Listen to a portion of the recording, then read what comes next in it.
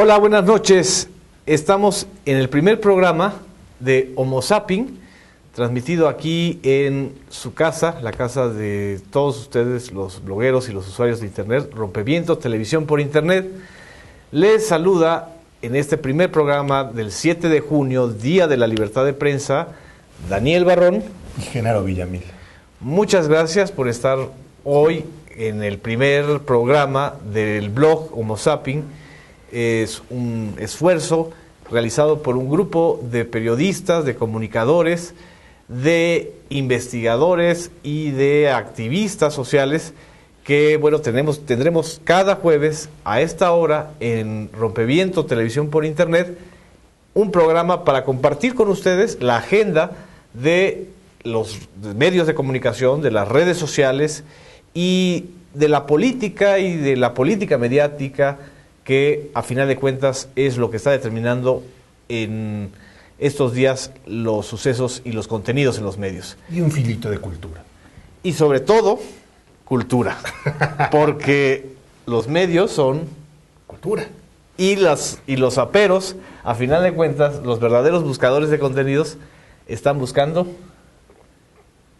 cultura también. Cultura y deliberación. Creo que eso va a ser parte también del debate, ¿no? Sí, eso va a ser parte del debate, ¿cómo no?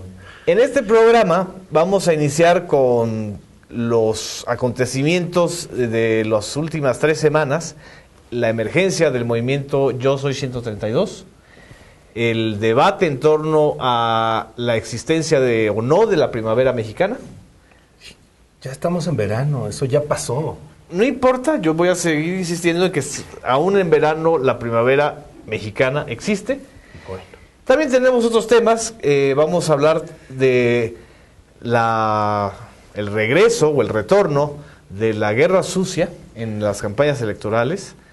Y también tenemos varios temas de la agenda cultural, ¿no? Así es, 2 muertitos. ¿Quiénes son? Carlos Fuentes y Héctor García. Yo pensé que me ibas a decir Vicente Fox y Rosario Robles. No, murieron hace mucho más tiempo. Bueno. No son noticia ya. Esa muerte ya no es noticia. Bueno, pero además son los 2 grandes pérdidas de 2 grandes escritores del siglo XX, ¿no? Un escritor, un fotógrafo. Ray Bradbury. Nos estamos saltando a Ray Bradbury. Sí. Ray Bradbury, que además, de una u otra manera, en sus cuentos y en sus narraciones de ficción anticipó justamente en buena medida esto que estamos viviendo aquí con ustedes, que es la interacción y la comunicación a través de nuevos medios de comunicación. Así es. Vamos a empezar directamente con esto que ha surgido en las redes sociales y que ha salido a las calles de México, que ha representado prácticamente un aire fresco en la campaña, ¿no? Un cambio, ya estaba muy aburrida. No solamente estaba aburrida, sino también bastante predecible. Y esa... Se parecía a las campañas viejas del PRI. Eso de ya estamos directos, ya sabemos quién va a ganar, ya no lo movamos. ¿Te acuerdas cuando López Portillo fue el único candidato presidencial en 1976? No estoy diciendo nada de tu edad, ¿eh? Más o menos me acuerdo. Pero me contaron. Bueno, yo recuerdo que me contaron mis abuelos que en 1976 había un solo candidato presidencial y nadie hizo contienda en contra, no habían candidatos opositores. Más o menos así. Porfirio Díaz. Bueno, Porfirio Díaz todavía maquillaba. Maquillaba un poquito. Pero así estaba la campaña electoral antes de que surgiera este movimiento. Y queremos, ahí está el hashtag Yo Soy 132, que es el nombre que ha adquirido este grupo de jóvenes que iniciaron en la Universidad Iberoamericana, que se expandieron hacia otras instituciones de educación superior, incluyendo las públicas y las privadas, y que elaboraron un video que constituye la plataforma y los ejes centrales del movimiento.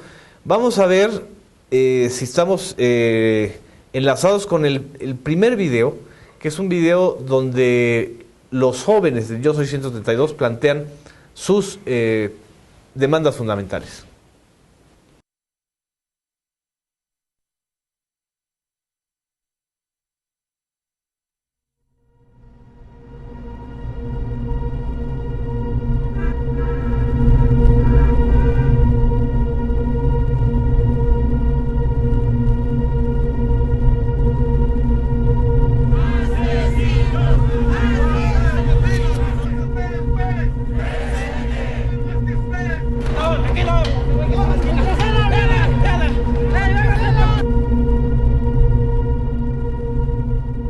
La situación en la que se encuentra México exige que las y los jóvenes tomemos el presente en nuestras manos.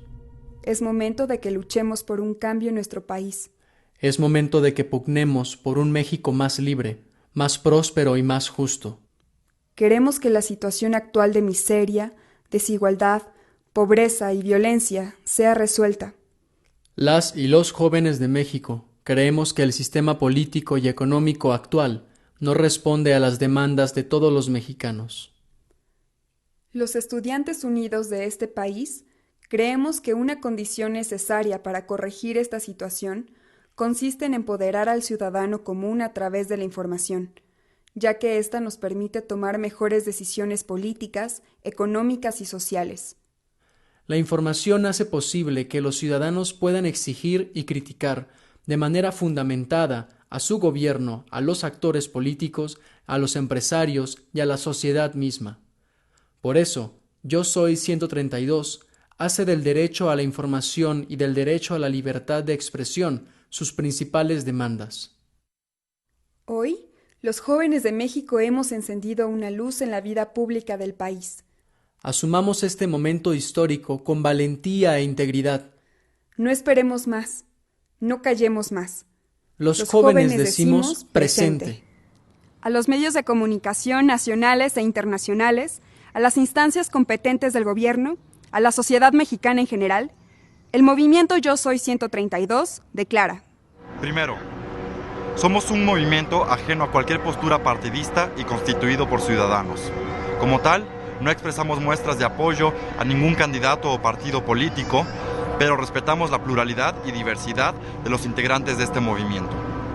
Nuestros deseos y exigencias se centran en la defensa de la libertad de expresión y el derecho a la información de los mexicanos, en el entendido de que ambos elementos resultan esenciales para formar una ciudadanía consciente y participativa. Por lo mismo, promovemos un voto informado y reflexionado. Creemos que en las circunstancias políticas actuales, el abstencionismo y el voto nulo son acciones ineficaces para avanzar en la construcción de nuestra democracia. Somos un movimiento preocupado por la democratización del país, y por lo cual creemos que un bien necesario para ella es la democratización de los medios de comunicación. Esta preocupación se deriva de la prensa actual y de los medios de comunicación en pocas manos. Segundo, Yo Soy 132. Daniel, es impresionante como si uno recuerda el video Yo Soy 131 grabado con webcam y hasta con teléfonos celulares de los estudiantes de la Universidad Iberoamericana, hasta este video que es el manifiesto Yo Soy 132, cómo ha ido evolucionando el movimiento y cómo ha ido evolucionando también su agenda. ¿Tú qué opinas? Sí, está ya cada vez más producido, ¿no? Esto ya está muy bien realizado y me llama mucho la atención el asunto del manifiesto porque no sé si sepas que ahora en la Feria del Libro de Madrid, ¿no?, el libro más vendido fue el Manifiesto Comunista, ¿me lo creerías? ¿El Manifiesto Comunista escrito por Carlos Marx o el Manifiesto Comunista escrito por Mariano Rajoy? No, por favor, espero que no. Espero que el de Rajoy no. No creo que sea tan popular, sino el de Marx. Entonces, estos muchachos también están haciendo un manifiesto. Quiere decir que algo está rondando. Hay una marca generacional. Yo creo que el hecho de denominarlo manifiesto te está hablando de la expresión de una generación y de una sociedad como la mexicana y la que ellos representan, que ha vivido pues 12 años de alternancia fallida, que ha vivido también el crecimiento del poderío de la televisión, por eso la agenda de la democratización de los medios de comunicación, y que además está inserta en una de las campañas políticas que prácticamente ya desbordaron lo que pensaban antes los mercadólogos y los consultores y los dirigentes de los partidos. Es una campaña que ha salido a las calles y que ha salido con esos jóvenes, ¿no? Y que además siempre se había dicho que los jóvenes eran los más apáticos, que eran los que menos votaban, que eran a los que menos les importaba las elecciones y todo el asunto de la política, y ahora resulta que ellos tienen la batuta. Yo por eso insisto, y creo que en el blog de Homo Sapiens hemos podido discutir esto. Los invitamos también, por cierto, a ingresar al blog www.homosapink.com.mx. Hemos discutido sobre el inicio de la primavera mexicana.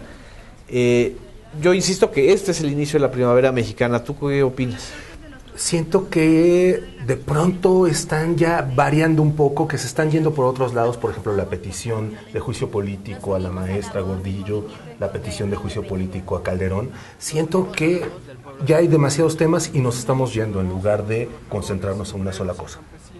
Sí, yo también veo un poquito de dispersión, pero lo interesante aquí es que a final de cuentas ellos están identificando los personajes y las estructuras de poder claves que no han sido democratizadas en este país y que hace falta que se abran a la transparencia, a la rendición de cuentas y sobre todo que se modifique este poder tan fuerte. Yo creo que en ese sentido es donde entra el asunto del Bester Gordillo. Y creo que sí, efectivamente es... ¿Sabes cómo lo veo? La primavera que no se vivió con el triunfo de Vicente Fox, por ejemplo, que fue supuestamente la alternancia. Claro. La alternancia, la llegada de un partido opositor, hubo mucha felicidad y lo que tú quieras, pero no hubo esta movilización y estos reclamos. Fíjate que tienes razón. Entrevisté al doctor Lorenzo Meyer, va a ser una entrevista que va a salir desde luego en Homo Sapien, y decía un poco lo que tú estás diciendo, que tanto Calderón como la maestra Gordillo son rostros finalmente del mismo problema. Que él siente que tampoco... ¿Problema del alcoholismo? Sí, sin duda, ahí sí lo comparten. Ahí sí pero bueno, no solamente ellos. Sí, puede ser, pero sí, efectivamente... Son rostros del mismo problema, finalmente. Sí, para los jóvenes de esta generación, ellos son los que van a vivir y están viviendo este tipo de figuras y de personalidades antidemocráticas.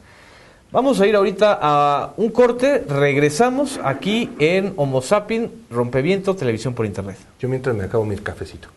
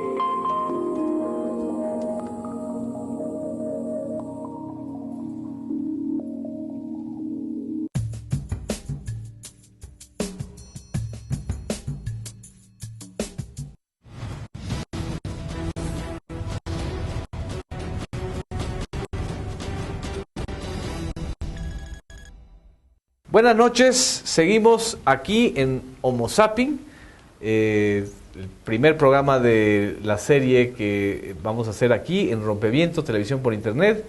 Está con ustedes Daniel Barrón y Genaro Villamil. En el segmento anterior, Daniel, abordamos esta irrupción del movimiento Yo Soy 132 desde las redes sociales hasta las calles de la Ciudad de México, desde una agenda inicial que fue ampliándose hasta el video del manifiesto Yo Soy 132, que como bien dices, está reviviendo también el término del manifiesto. Del manifiesto político, digamos. Y la técnica ahora ya no solamente es el escrito, sino también el video y las redes sociales. Así es. Junto con este movimiento, junto con la emergencia de los estudiantes reclamando la democratización de los medios de comunicación, ha ido ocurriendo en la campaña electoral del 2012 un cambio que muchos lo ven como sorpresivo, otros lo vean como predecible. Así es. Y el hecho es que lo que ha cambiado es lo que parecía que no iba a cambiar nunca, que eran las encuestas. El periódico Reforma publica su primera encuesta en donde aparecen por primera vez ya los signos de debilitamiento del candidato puntero, de Enrique Peña Nieto, el candidato del Partido Revolucionario Institucional y del Partido Verde. Ahí estamos viendo, si podemos observar cómo la flecha esta amarilla, que es la que representa al candidato de las izquierdas, Andrés Manuel López Obrador, prácticamente rebasa y deja atrás a la candidata del partido gobernante del PAN, Josefina Vázquez Mota, y se queda a 4 puntos de distancia de Enrique Peña Nieto, que baja o disminuye en un mes del 42 al 38%. Así es. ¿Qué otra cosa observas interesante en esa encuesta? A mí lo que me emociona, bueno, son dos cosas. Una, que lo que verdaderamente introduce esta encuesta es la duda, la sorpresa. Exactamente. Esperábamos que el puntero ya no cambiara, como en esas viejas elecciones presidenciales, y ahora cabe la duda, cabe la posibilidad de que algo esté pasando. Y en realidad lo que estamos viendo es que son tres fuerzas muy sólidas, obviamente una que ha ido disminuyendo más, que ese es el caso del PAN, y otra que ha ido disminuyendo de manera paulatina en función de lo que ha sido pues toda la crisis o los errores cometidos por Enrique Peña Nieto, y el otro es el ascenso del candidato de la izquierda, que por segunda vez es el candidato presidencial en el 2012. Yo soy daltónico, entonces yo ya nada más veo dos fuerzas. No, ahí hay una cuarta, incluso está, esa solo tú la ves. Un señor que dice que anda en una combi. Esa solo tú la Sí, ves. es una versión posmoderna del Bester Gordillo, pero ahora ecológica, llamado Gabriel Cuadri. Pero aquí lo importante es cómo este tipo de encuestas, que además rompe, la primera que rompe con un consenso que existía hasta hace 3 semanas, en torno a la inevitabilidad de Enrique Peña Nieto y de que era muy difícil que los otros contendientes lo alcanzaran, ¿no? ¿A quién estarían dándole el espaldarazo los de Reforma? ¿Al 132? ¿A AMLO, obviamente? ¿A quién? ¿O nada? Era algo inesperado y es realmente una de esas encuestas muy serias, muy profesionales, que no están viendo alrededor y que sencillamente ponen un resultado. Me llama la atención que sea el periódico Reforma, que no es un periódico de que, digamos, podamos tildar de izquierdista o de cercano a López Obrador, pero sí es un periódico que ha sido muy consistente en su cobertura crítica hacia Peña Nieto. Así es. Y que también se pensaba que iba a ser el periódico que respaldaría a Josefina Vázquez Mota. Pues al menos lo esperaba ella. ¿Te acuerdas que hay un video, hay un audio, mejor dicho, donde ella dice, mira, ya el Reforma nos puso en primer lugar o alguna cosa así? Ella dice que es su público. Sí, porque, digamos, el perfil del periódico Reforma, un periódico de origen regiomontano, además ya con una presencia muy sólida en la Ciudad de México, es un perfil de un periódico pues empresarial, Así es. un periódico que llega justamente a ese sector de la clase media alta, que es la que también se está sintiendo muy agraviada con Muy lo golpeada. sucedido en el evento del La Ibero, ¿no? Sí, tiene su sección de política que es muy buena, y luego ya la de club, que es ahí donde ves quién está en los caballos, y Bueno, quién sí, está esa- que es bien interesantísima. Bueno, Esa hay que verla. Bueno, la sección de Club Social es una joya. Es un manifiesto al racismo mexicano. Es un manifiesto y es una joya. Y ahí conviven los dos. Le abres y está club y luego está política. Bueno, sí. Bueno, Son exactamente el modelo de un periodismo pues, comercial. Así es. Que ha sido muy eficaz y además se está marcando la agenda. En esta encuesta que, bueno, hemos estado observando la encuesta GEA-ISA, las encuestas de Mitofsky, las encuestas de Verumen, de Ipsos Bimsa, que se publican o se difunden a través de otros medios, pero ninguna había generado las reacciones que provocaron y que provocó esta encuesta de Reforma, que en el blog de Homo Sapien escribimos que movía la contienda electoral. La movió tanto Exactamente. que prácticamente algunos regresaron al 2006. Jaló agenda. Eso me interesa mucho. Como un medio, puede ser la tele, en este caso de un periódico, pero como un medio puede de pronto mover el foco y decir, estamos acá. Porque es un medio que está marcando la opinión pública. Sí. No necesariamente la opinión pública se marca a través de los medios más vistos, como es la televisión. No, la opinión publicada no es la opinión pública. Exactamente. Necesariamente. Pues. Exactamente. Pero en este caso sí lo fue. Y generó lo que hemos estado viendo en las redes sociales y lo que ya hace unos días se anunció, que es el retorno de los videos de Guerra Sucia del 2012. Así es, creímos que eso ya no iba a volver a pasar y regresó. Yo, la verdad, pensé que, en primer lugar, constitucionalmente están prohibidos. Esa fue la reforma electoral del 2007 y 2008. ¿Quién hace caso al IFE? Bueno, el IFE sería el responsable de cancelar esos spots. Entonces, o cualquier otro spot que tuviera relación con denostar o exagerar o no sé. ¿Quién le hace caso al IFE? Yo creo que ya ni el IFE se hace caso a sí mismo. Sí, la bronca es que es una institución con mucho dinero que le ha costado al presupuesto mexicano muchísima lana. Y otra vez estamos viendo estos videos de Guerra Sucia. Tan es así que ya también en el equipo de López Obrador hay una especie como de respuesta, de parodia, no sé si llamarle parodia o contraataque, que a mí me gustaría que lo viéramos. Hay que verlo. Para hacer una valoración. Ustedes valórenlo también, escríbanos aquí a Rompeviento, televisión por internet, o al blog homosapien.com.mx. Vamos a ver el video.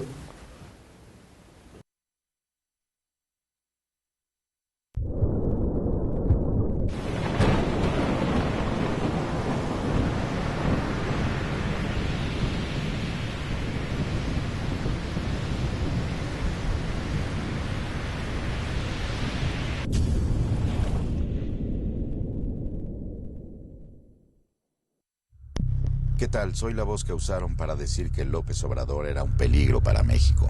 Fui contratado por quienes operaron la campaña contra la izquierda en el 2006. En esta ocasión quieren imponer al PRI, el partido responsable de los principales males del país. Pero ya basta. A 83 años de mal gobierno, ni PRI ni PAN deben continuar en el poder. Esta vez no nos vendamos y no te dejes engañar. Y sí, pienso que López Obrador es un peligro, pero para los corruptos. Y también pienso que la izquierda merece una oportunidad. Este 1 de julio, démosle esa oportunidad a la izquierda. El cambio verdadero está en tus manos. ¿Qué tal, Interesante. ¿Qué opinas? ¿Cómo ves? Pues mira, el regreso, ya sabes, del odio un poco, somos un peligro para México, o bueno, alguien es un peligro. En este caso dicen que el PRI y el PAN son el verdadero peligro para México, pero no me gusta. Le pone saborcito a una elección que estaba un poco alicaída, pero ese odio no sé si es bueno. ¿Cómo lo ves tú? Yo lo que veo aquí un poco interesante es desmontar el aparato del discurso de que alguien sea López Obrador o sea cualquier otro candidato, es un peligro para México. Pero también observo que no se está yendo al fondo del problema, Daniel. En el 2006 a mí me correspondió cubrir la campaña y escribir un libro que se llamó justamente La Guerra Sucia del 2006, en donde el eje central ni siquiera era el asunto de atacar a un candidato, sino de intoxicar a la sociedad con el tema del pánico moral. Por eso te decía que a mí me parece peligroso. Es el miedo lo que estás vendiendo. No estás vendiendo ni a un candidato ni a una ideología, desde luego. Yo creo que lo riesgoso no solamente es el miedo, sino forzar a la polarización de la sociedad y generar falsos sentimientos de vulnerabilidad y que a final de cuentas lo que eso genera es abstención o ausencia de los ciudadanos en las urnas. Sí. Esperemos que no. Ojalá y no, porque bueno, ojalá y además los agentes nuevos en este proceso electoral, que son las redes sociales, que son los jóvenes del movimiento Yo Soy 132, así es, puedan desmontar este discurso de pánico moral. Evidentemente también en las redes sociales hay una presencia de los candidatos y de grupos muy grande, además, cada vez más grande. Ya de pronto uno siente que ¿con quién estoy hablando? ¿A ti te han troleado? Sí, cómo no. Y no los candidatos, pero otra gente. Sí, o sea, hay una maquinaria, una maquinaria que está hecha precisamente para la publicidad y para el ataque, ¿no? O la intimidación a quienes sean partidarios de uno u otro candidato. Pero yo creo que más allá de eso, las redes sociales sí están desmontando de una u otra manera, no sé hasta dónde llegue esto, ese discurso del pánico moral. Sí. Ese discurso en donde te sientes vulnerable. Lo vivió México también en el 94, cuando surgió el movimiento zapatista. Quisieron vender la idea de que eran un movimiento de insurgentes que iban a acabar con... Y la revolución. Y que iban a acabar con ese paraíso salinista, ¿no? Que nos habían planteado. Y bueno... ¿No estuvimos? ¿No fuimos primer mundo? Yo nunca creí eso. Nunca creí eso. Y obviamente lo que generó eso fue una reacción. Un movimiento que surgió justamente en redes sociales, que surgió en Internet y que ahora... 20 años de distancia casi, 18 años, está tomando una nueva identidad, una nueva fuerza. Yo creo que eso es lo interesante. Sí, cómo no. Vamos ahora a otro corte. Un breve corte, sí. Y regresamos aquí en Homo Zapping, el primer programa en Rompeviento Televisión por Internet. No nos dejen.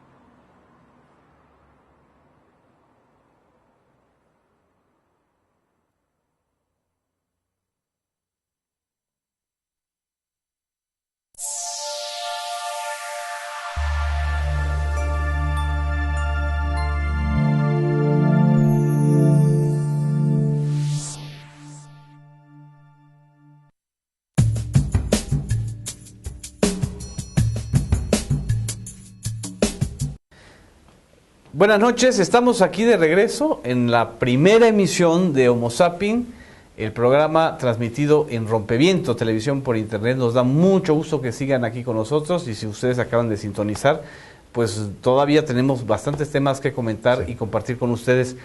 En estos días también no solamente ha sido movilizaciones universitarias y cambios en la dinámica política y en la dinámica del estado de ánimo social, sino también pérdidas muy importantes para el mundo de la cultura.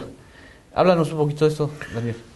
Pues como todos saben, porque esto ya pasó hace un ratito, murió Carlos Fuentes, y me llama la atención porque tiene que ver finalmente también con el movimiento. Viste que en las playeras había mucha gente que recordaba ciertas palabras. ¿Recuerdas la frase que dijo Carlos Fuentes cuando le preguntaron que comentara aquel episodio de la Feria Internacional del Libro cuando Enrique Peña Nieto confunde el título de un libro suyo con el de Enrique Krause? Además confundir a Krause con Fuentes, ¿no? Que eran los antípodas. Eran archienemigos. ¿Te acuerdas de esa frase?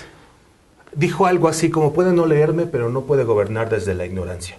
Él tiene derecho a no leerme. Tiene derecho a no leerme. Pero a lo que no tiene derecho es a gobernar un país desde la ignorancia. Es decir, la palabra derecho, es decir, el hecho de que alguien pueda ignorar a un escritor, bueno, eso es lo de menos. Pero que alguien que pretenda ser presidente de la República, es decir, un modelo, digamos, a seguir, no lea, eso es a lo que no tiene derecho un país. No tiene derecho un país. Y que fue además lo que retomaron los del 132 y lo pusieron en una playera muy bonita, por cierto. Es impresionante cómo esas palabras de Fuentes, fallecido Fuentes el 15 de mayo, retoman y retornan de una manera impresionante. ¿Sabes que es bien bonito y bueno, que es una pena que no lo pudo ver? Que sus últimas palabras detonan el siglo XXI en la política mexicana. Él, que era un hombre profundamente metido en el siglo XX, un hombre que ya estaba condenado al siglo XX, si me dejas decirlo así. De hecho, él no utilizaba internet. No utilizaba nada, me dijo en una entrevista, tú recordarás, me dijo que no sabía que era el Twitter, que no tenía ni idea que era un hashtag, que él escribía incluso todavía a mano y que alguien más se lo pasaba a máquina de escribir. Así es que ni siquiera lo... Por cierto, entrevista que ustedes pueden leer en Homo Sapien. En Homo Sapien, ahí está. En homosapien.com.mx. Ahí está esa entrevista. Y murió el fotógrafo Héctor García. Me parece muy interesante porque creo que los dos tienen una visión muy parecida. Es un México donde la ciudad tiene un predominio. Finalmente, lo que hace Héctor García es la región más transparente de Carlos Fuentes, nada más que en imagen. Si no me equivoco, la portada aquella de la primera edición de la región más transparente es de Héctor García, la de la Ciudad de México como la región más transparente. Ah, qué sofisticado eres, no sé. Pero hay una relación, claro, porque de una u otra manera los dos, desde su ámbito, desde su trinchera, retrataron a todas las sociedades, la baja, la media, la alta, los fifís, los que eran en realidad medio ya intelectuales, los periodistas. Ambos hicieron el retrato de toda esa camada, de toda esa generación que habitaba en la Ciudad de México. Te tocó entrevistar a Héctor García, ¿no? Me tocó entrevistarlo y bueno, más o menos, porque ya no me contestó muchas cosas, ya hablaba... Pues yo le recordaba grandes fotos, le ponía enfrente grandes fotografías suyas y lo que me decía era, allí tenía frío, allí creo que después nos fuimos a comer unas quesadillas. Muy sensorial. Sí, era un asunto... Nada de rollo. No se aventaba nada de rollo y eso era muy bonito. Era bonito, digo, fue fallida la entrevista, no se pudo publicar. ¿Estás seguro que era Héctor García o era Miguel de la Madrid? No, era Héctor García porque su voz era inigualable e inimitable. Lo voy a intentar. No, ahí tenía mucho frío. O sea, ahí estaba. Cortada. Tenía voz como de 10 años. Ah, y no era Vicente Fox tampoco. Y tampoco era Chabelo. Pero tenían esa vocecita así de como de 10 años. Era terrible. ¿Por qué dices que son como dos personajes del siglo XX? Yo creo que a la muerte... Pero aparte de que hayan vivido buena parte retrataron los movimientos más importantes del siglo XX, el 68, lo hizo muy bien Héctor García, finalmente lo siguió de alguna forma Carlos Fuentes. Carlos Fuentes hizo un reportaje muy importante de guerrillero que matan en Xochicalco. Hijo, perdóname, se me fue en este momento. Y es una buena trivia, a ver si nos pueden a ver si nos pueden mandar el nombre. Y ambos retratan un siglo XX. Creo que con la muerte de estos dos personajes todavía faltan algunos, pero lo que se acaba en realidad es el siglo XX. Estamos ahora sí entrando definitivamente el siglo XXI. Y bueno, con este movimiento político no se diga. Creo que lo que estamos haciendo es inaugurar el siglo XXI. Por eso lamento que él no se haya dado cuenta que él no encendió la chispa, pero que una de sus frases ha sido retomada en este grupo del 132 para ponerla a circulación nuevamente. No, y además ha sido como un pegamento porque unes lo que es el valor del libro. Jaramillo, perdóname. De Rubén Jaramillo. Rubén Jaramillo. Ah, ya. Bueno, ya me no quemaste la trivia, pero está bien. Sí, es una manera de enlazar el lenguaje de los libros con el lenguaje de las redes sociales. Así es. Y además eso se expresa en el movimiento Yo Soy 131. ¿Ves qué bonito? Pasan los libros a las redes sociales y nunca tocan a la política. O más bien la política nunca los toca a ellos, nunca se cruzan los libros con redes sociales. En el libro de Ray Bradbury. De Ray Bradbury, que falleció hace unos días también. Exactamente, otro gran autor, un autor que también retrató muy bien el siglo XX a través de la fantasía, porque eso es muy interesante, y que tiene una metáfora bien bonita que a mí es la que más me gusta, la de Fahrenheit 451, que es la de que los lectores pueden convertirse en un libro. Al final de esa novela, del bombero, el famosísimo bombero, se escapa y se puede internar en el bosque y se encuentra con una especie como de comuna hippie, en donde esas personas que viven ahí, hombres y mujeres, se dedican a memorizar un libro. E incluso se presentan a sí mismos como yo soy la Odisea, yo soy la Ilíada, dejan de tener incluso su nombre propio, y eso es muy bonito. Que sacrifiques todo para convertirte en un libro. ¿Qué libro escogerías para memorizar? Y para aprenderlo de memoria y para poder contárselo a quien te dijera. El libro de Crónicas Marcianas, específicamente... De plano. Específicamente el cuento del marciano. Claro. Es un cuento extraordinario. Sí. Es un cuento en donde, en la tercera expedición, si no me equivoco, de los marcianos o de Marte a México, al mundo, a la Tierra, el marciano se transforma en todos los seres queridos que ya murieron y que ya no están en este mundo. Sí, es precioso. Y precisamente ese cuento es lo que hace que Borges diga que Bradbury inaugura el género de lo transreal.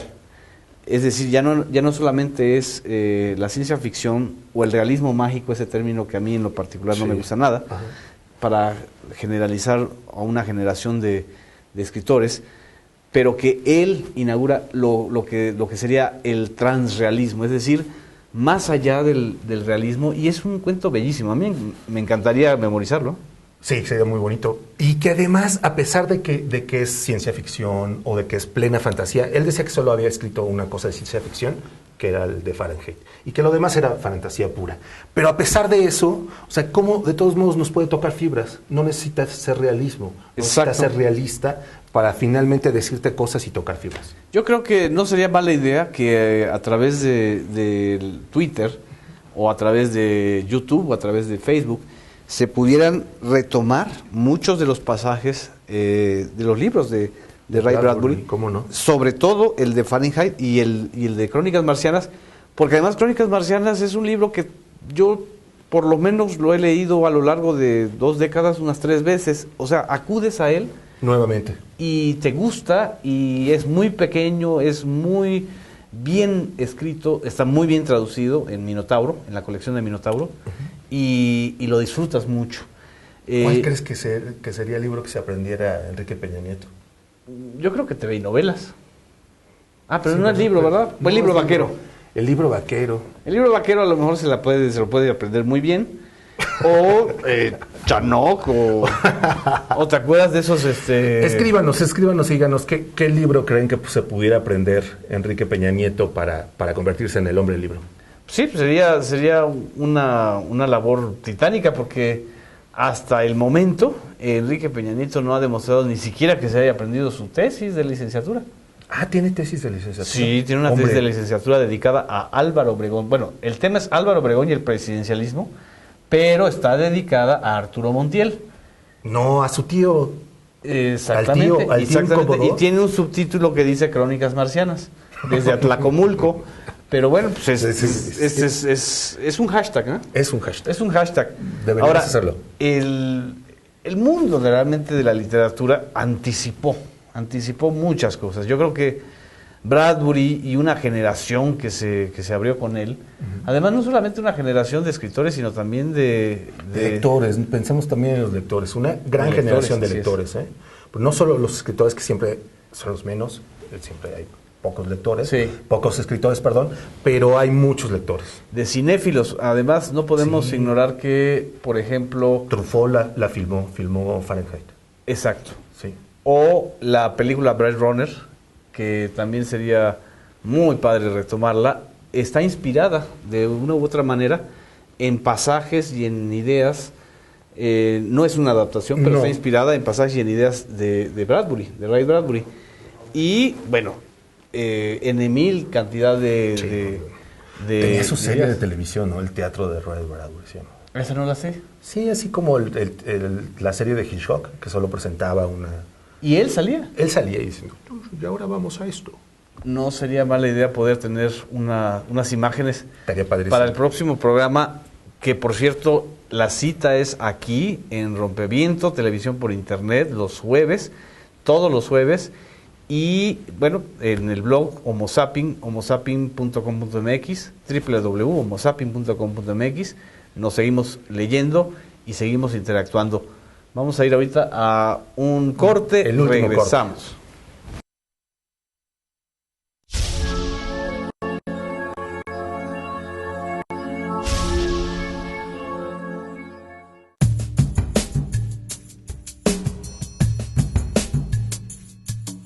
Yo diría que en todas sus dimensiones el EZ es un contrapeso y que quizá en este momento es particularmente significativo por esta representación simbólica que tiene el zapatismo como una propuesta de carácter ético-política que sí se contrapone en lo que se está convirtiendo la política institucional en el país y en el mundo.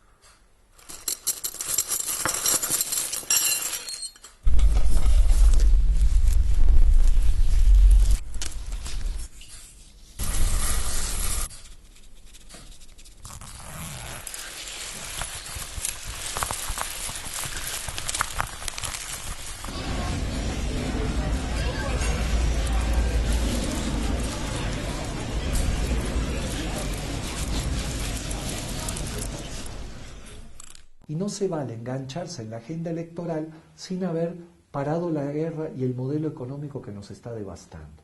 ¿Cómo vamos a parar la guerra? ¿Qué está pasando en México?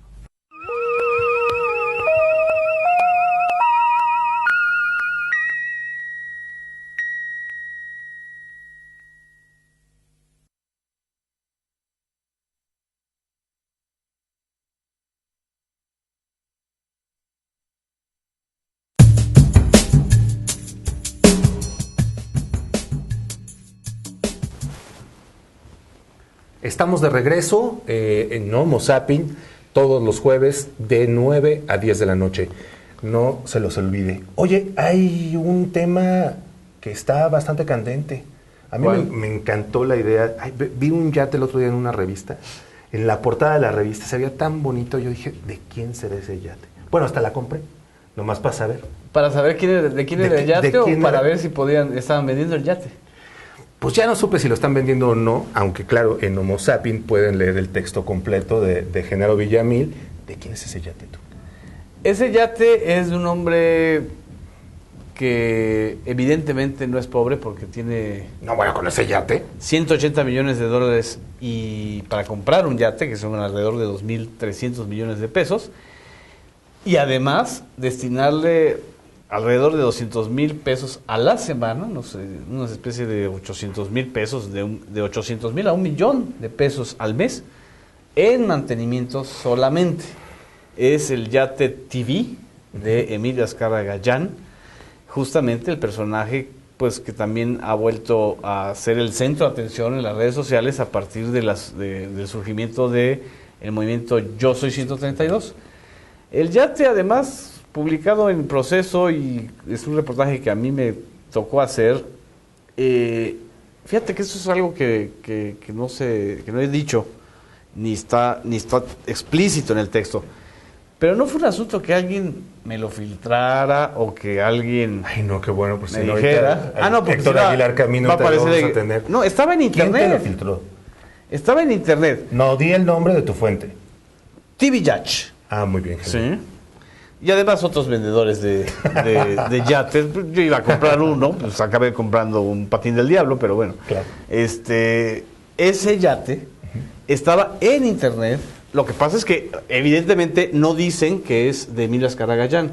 La propiedad de Emilio Azcárraga Gallán no está clara, no está explícita.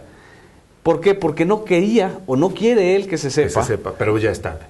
Ya en Homo Sapien y en Twitter y claro, en donde sea, ya ese barco ha navegado más allá de lo que se esperaba. Pues sí. Porque además es muy grosero, por decirlo menos, que el presidente de Televisa tenga un yate que es fácil 10 veces más caro que el que tuvo su propio padre, Emilio Azcárraga Milmo, que además se llamó El Eco. ¿Sí te acuerdas de ese yate? Sí, cómo no. Era un yate que emulaba a la cadena a la agencia de información ECO, que fue un fracaso. Fue un fracaso, sí, no funcionó. Y que además estamos finalmente en un país que tiene la mitad de pobres, ¿cuántos son? ¿50 millones de pobres? 53 millones. Un yate de esos es el equivalente a la construcción, si no me equivoco en mis cuentas, si hacemos 2.200 millones de pesos. Ajá, los convertimos, sí. Y los convertimos en casas muy, muy austeras, pero necesarias para dar habitación. Fácil son 2.000 casas. Y una persona con una fortuna de ese tamaño, pero además no solamente con una fortuna de ese tamaño, que llegó a Televisa supuestamente en la peor crisis financiera de la empresa. En el 97, cuando Azcárraga Gallán llega a ser presidente y director general de Televisa, la empresa estaba en números rojos, estaba pasando por su peor crisis. El SAT, el Sistema de Administración Tributaria, y la Secretaría de Hacienda le condonaron miles de millones de pesos en pagos de impuestos. Y yo pagando impuestos. Pero tú no tienes para comprarte un yate. No, pues sí, pero por eso, ¿para qué quiero pagar impuestos? Entonces, yo creo que eso es la contribución colectiva de los mexicanos. Sí. Es decir, ese yate no es la propiedad únicamente de un joven, de un señor de 44 años, sino de alguien que ha hecho de el privilegio de mandar desde la pantalla uno de sus mayores fortunas, ¿no? Este yate además, la publicación del yate y el hecho de que circule coincidió esta semana con otro tema. ¿Tú has oído hablar de la fusión Televisa-Yusacel? ¿Cómo no? Si es un hashtag en Twitter y en Homo Sapien, por supuesto. Exactamente. ¿Qué sensación te da de que ahora pues, Televisa y TV Azteca estén unidas en una misma empresa? Me parece un monstruo, que qué bueno que el 132 según me decía uno de sus miembros, lo va a retomar. Desafortunadamente dicen que lo quieren retomar hasta que pase la elección, pero que lo va a retomar porque finalmente ese es un problema que tenemos que atacar. Es la decisión más importante del sexenio en materia de telecomunicaciones y de medios de comunicación, y la Comisión Federal de Competencia, todo parece indicar que finalmente acabó cediendo frente a las presiones de Televisa, frente a una operación de 1.600 millones de dólares. Estamos hablando también de una operación infinitamente cara, que además le dieron el dinero a Ricardo Salinas Pliego desde abril del 2011. Yo nada más me pongo a pensar qué hubiera sucedido si le rechazan esa fusión. Pues se les regresa Electras. Enamoros chiquitos. Sí, enamoros chiquitos sería genial. Sí, no, acuérdate que a Ricardo Salinas Pliego ninguno de los televidentes y de los que están aquí en la pantalla acompañándonos. Ay Dios, ¿con quién estamos ahí? No, pues ahí estaba, ahí está el duopolio. Se parece a Juan Ignacio Zavala, por cierto, ¿no? Sí, ¿verdad? Sí, ¿cuál de los dos? Ricardo Salinas Pliego. Ah, ya. Sí, y el otro parece una producción de Cartoon Network de los huevos, pero no, es Emilio Azcárraga Gallán. Exactamente. Y bueno, pues estos señores son finalmente los que se han beneficiado de un sexenio de verdad de falta de visión de Estado, de falta de democratización de los medios de comunicación. Que eso están buscando estos niños también. ¿Qué niños? No son tan niños. ¿No son tan niños? No, niños tú y yo, porque todavía tenemos infancia y podemos seguir jugando al Homo sapiens, pero no. 132 sí tienes razón. No, ya son jóvenes que van a votar por primera vez, que van a, pues que ya marcaron un antes y un después, al menos en la campaña electoral del 2012. Mira, a nuestro Flor le dijimos, ya no son niños, y Thor, nuestro Floor Manager, ya dijo, ay sí, no, ya no soy niño. Bueno, es que nadie es niño cuando se ha decidido trabajar por la democracia de su país, diría el filósofo... de Güemes. El filósofo de Güemes o el filósofo de la calle Milán, por donde estamos. Exactamente. Pero sí, evidentemente hay una rebelión generacional contra este tipo de abusos, ¿no? Así es, que espero que tenga resultados tangibles. Mira, nada más para darte una idea de lo que significa la fusión Televisa-Yusacel. Antes de esta fusión, TV Azteca y Televisa, en conjunto o por separado, concentraban el 70% de la publicidad pública de todos los medios. Dos empresas tenían el 70% de la publicidad de los gobiernos estatales, municipales y federal. Hay que quedar bien. Y el 60% de la publicidad comercial, es decir, de todos los medios, ¿no? Incluyendo los blogs.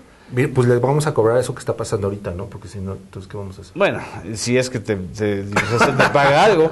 Pero aquí el asunto es que ahora, ya con el incentivo de que son socios, claro, ellos van a marcar tarifas comerciales, van a marcar contenidos, van a decir quién sale y quién no sale en la pantalla, qué se informa y qué no se informa en la pantalla televisiva. Sí, por eso apáguenle a la pantalla televisiva y prendan su computadora, que está rompeviento. No, y además este es el futuro. Es decir, el futuro va a ser en unos menos de 2 años, la televisión por internet, la convergencia de lenguajes, del lenguaje telefónico, del lenguaje cibernético y del lenguaje digital. Ya solamente las abuelitas que van a ver la telenovela y así, ¿no? No te creas, yo creo que ya hay abuelitas que también se ponen a zapear, ¿eh? Ah, sí, es cierto, tengo una seguidora. Sí, hay varias personas de la tercera, cuarta, quinta edad que pues están, es más, hasta que yo creo que Fidel Castro ya ojalá y le dé derecho a su país de tener acceso libre a internet. Pero este es un asunto clave. La construcción de estos grandes elefantes analógicos de Televisa y de TV Azteca, y su idea de apropiarse del cuádruple play, pues va a ser una idea que además va a generar mucha presión social. Mucha presión social que espero que alimente el 132. Y creo que este movimiento va a tener mucha tarea que hacer para identificar muy bien que la democratización de los medios de comunicación pasa necesariamente por evitar esta fusión. Esta clase de fusión, sí. Estas creaciones... estos monstruos. Monstruos, ¿no? De medios de comunicación, que además también afectan a la cultura. Pero por supuesto, digo, si no pasa nunca cultura, ahora imagínate. No, o que la idea de cultura sea la que ellos tienen, de Patricia Chapoy y de muchos otros. Tocamos madera. Bueno, ya estamos terminando esta primera emisión, primer programa. Que además nos da mucho gusto que nos hayan sintonizado, que estén aquí con nosotros, que no le hayan dado clic y que no nos hayan zapeado, y que nos escriban. Que no se hayan ido a YouPorn, deja tú. Bueno, ahorita se van. En un corte. Ahorita se van en el corte. Muchas gracias por su participación, muchas gracias por su atención. Aquí en Rompeviento Televisión por Internet nos vamos a ver cada jueves a las 9 de la noche. De la noche, así es. Daniel Barrón y Genaro Villamil. Y todo el equipo que hace Homo Zapping, les mandamos un cálido abrazo y esperamos vernos aquí el próximo jueves. Buenas noches. Buenas noches.